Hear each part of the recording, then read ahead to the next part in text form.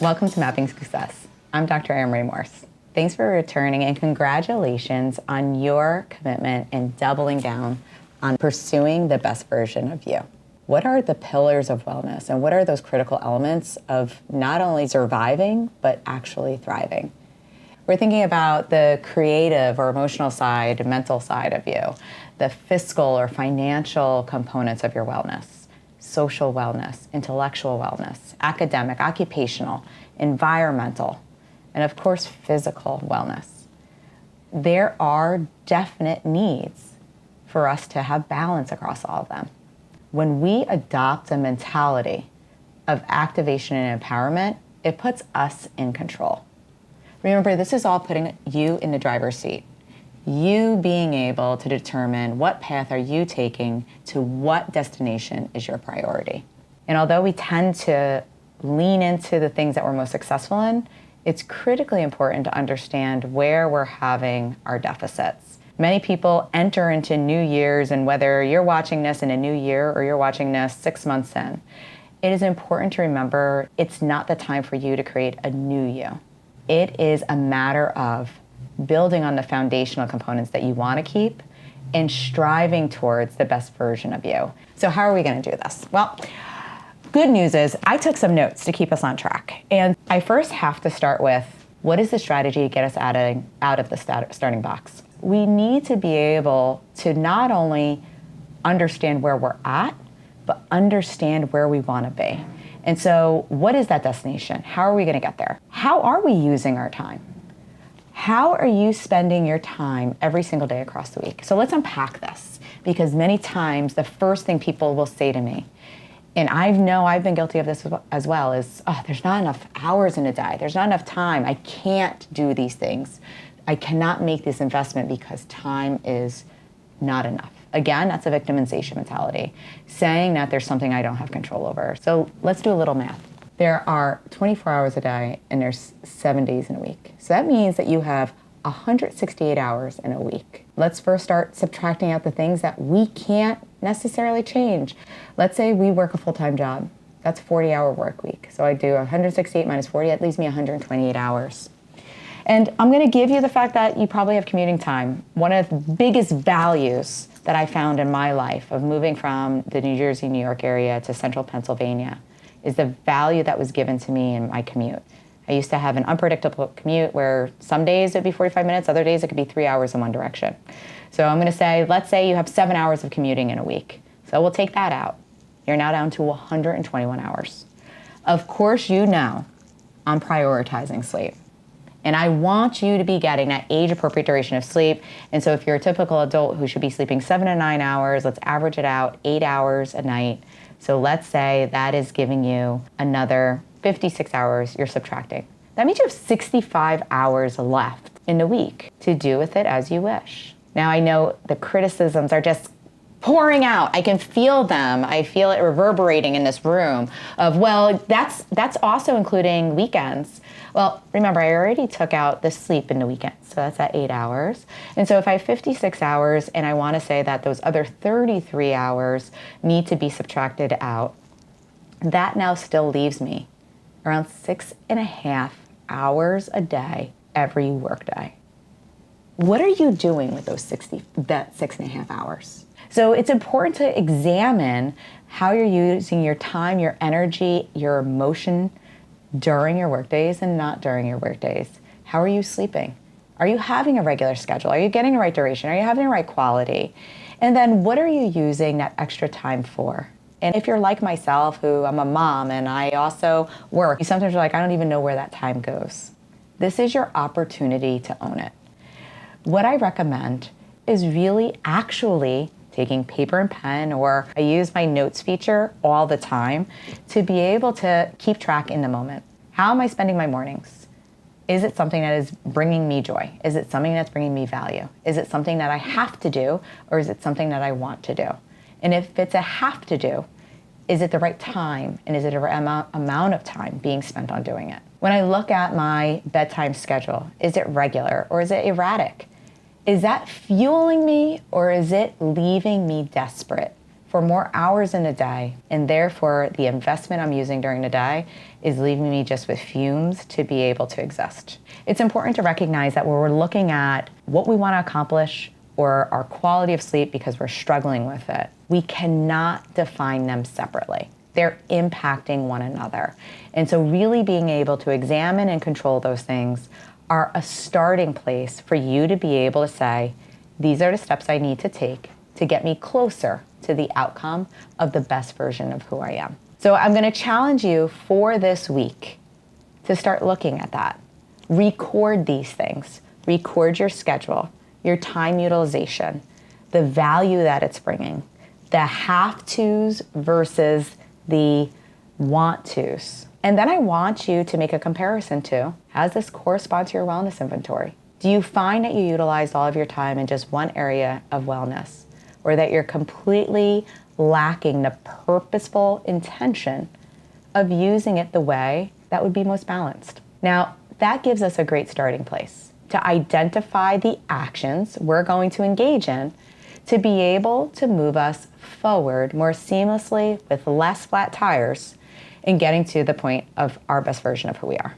If it was all that simple, we would probably all be existing a pretty awesome life already. However, one of the things that tends to get in our way is keeping our commitments.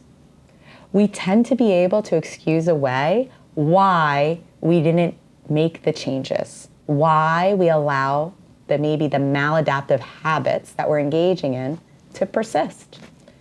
What we tend to lack is accountability structure.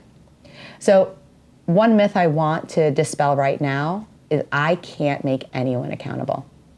Neither can you. What we can do, however, is create accountability structures that allow for us to say, this is what happens when you actually commit and do the things that you said. So this is what your reward is associated with that. We also can then outline, this is what the penalty or the risk or the consequence when you don't.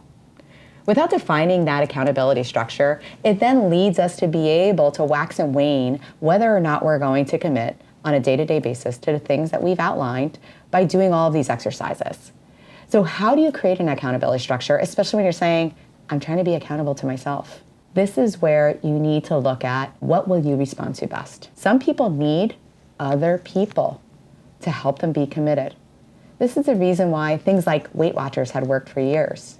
The accountability structure wasn't just the diet that was laid out, it was the meetings. It was the purpose of having to get together with other people and knowing that if you were successful, you celebrated together. And if you weren't successful, you felt like you didn't have that sense of belonging. Remember Maslow's?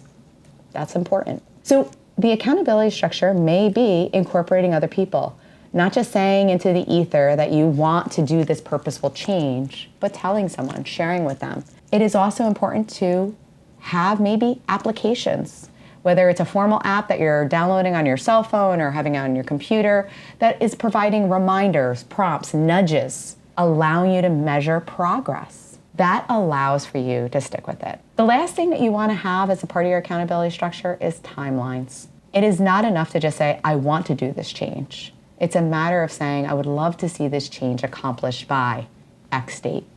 Whether it's a week, a month, a year, having that now allows for you to also measure the progress that you're making. It is not enough to have just a destination, but to always have the compass along the way to know whether or not you need to reroute. Having the GPS to tell you that there's a detour ahead. You need to have other inputs in order to have that recognition. So what I've now created for you is that you've done a detailed look at what your schedule is, how you're utilizing it. You now are already thinking about the accountability structures that you need. So is it people? Is it applications? Is it calendars? Or is it nudges or reminders? But then having the timeline to be able to have all those things subscribed to. With that stated, you now have all the ingredients necessary for you to start building your progress map. Progress is a dynamic thing. It's not binary of you're successful or you're not successful. Remember, we're all works in progress. So with a progress map, it's important to determine what success looks like, recognizing that perhaps your success is, I want to invest in my physical wellness, and therefore I want to lose 40 pounds. Well, success isn't just the 40-pound weight loss. There is going to be intermediaries between where you are now and getting there. So making sure you're celebrating along the way the 5 pounds, the 10 pounds, the 15 pounds. Appreciating the change in clothing, appreciating the change in endurance and energy, the ability to accept compliments and not dismiss them. You know what you're doing with that? You now are nurturing your other areas of wellness because you're leaning into the emotional component, the belongingness, the connected. By looking at this one journey and identifying this one facet that you've said is within this physical realm, it actually is reaching into these other areas. The purposeful acknowledgement of that and embracing of it and realizing maybe there's other areas to grow is a part of this growth in motion. Understanding what success looks like ultimately and how it looks like over time allows for you then to be able to identify where you may be going great, but also having earlier recognition of when you might need help and who is your help or what does help look like. It also helps you to identify when a detour may be necessary. You may have identified, I'm going to do this weight management strategy and just only diet. But then you recognize exercise is just as critically important, as well as sleep. I need to use my sleep in order to be able to produce the growth hormone and have the energy and not have the inappropriate cravings to make me derail my diet and exercise efforts. Perhaps you started off the journey with identifying, I don't want to use medications or I don't want to have surgery. But perhaps you identified that there is help that's necessary, that perhaps medication is something that you want to have a second look at. These are detours. They're not setbacks and they're not failures. And accepting that as a part of your personal growth and development is necessary. So where are we going next? What is it that is going to help you achieve the best version of who you are? You're going to want to stay with us. And not only just because I'm telling you to, because it's going to be awesome, and I love having all my friends with me on this journey, but because of the fact that you've committed to yourself. You've committed to yourself that you want to be the best version of who you are, and every week, every episode, you're going to gain to your tools in your tool belt how you're able to navigate this most seamlessly. You're going to continue to engage with our community and share your success story so we can all celebrate together, but also so that we are learning from one another. And next time, we're going to be talking about how you're going to utilize diet and nutrition to fuel yourself to the best version of who you are. And if you're a person who you're going, I don't need that, I'm not on a weight loss journey, food is medicine. And it is important to recognize the old saying of you are what you eat is not too far from the truth. We'll be unpacking not only the nutrition, but also how it's fueling our microbiome. This is critical for our overall health, wellness, and development. And in order for us to be the best version of who we are, we need to take advantage of everything we're in control of. Remember, emotional intelligence is our self-awareness, self-management, social awareness, and social management. Your participation in this journey is exercising all of those areas. We're learning together, and we will be celebrating the best version of who we are next year on New Year's Eve. As you hold on to that dream, there are moments when you're going to doubt yourself. There are rough times are going to come, but they have not come to stay. They have come to pass.